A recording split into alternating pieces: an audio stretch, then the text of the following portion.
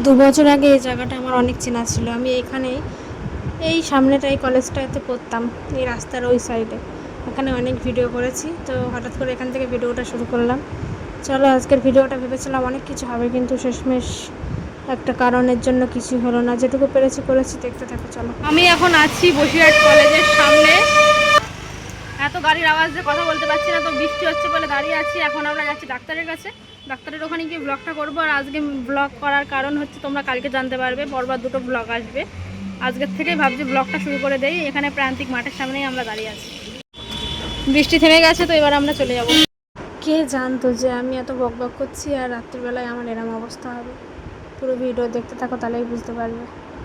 Doctor time দিয়েছিল 4:30, এসেছিল 5:45, তো অনেকক্ষণ বসে থাকতে হয়েছিল।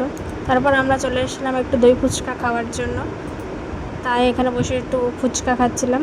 তারপরে বাড়ির লোকেদের সঙ্গেও দেখা হয়ে গেল, সবাই মিলে ওরা টক ফুচকা খাচ্ছিল আর আমি দই ফুচকাটাই খাচ্ছিলাম বসে বসে।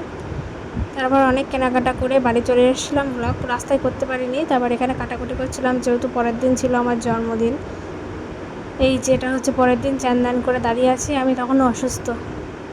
হ্যাঁ, আর দিদি আমার জন্য গিফট এনেছিল, সেটা দেখাচ্ছিল।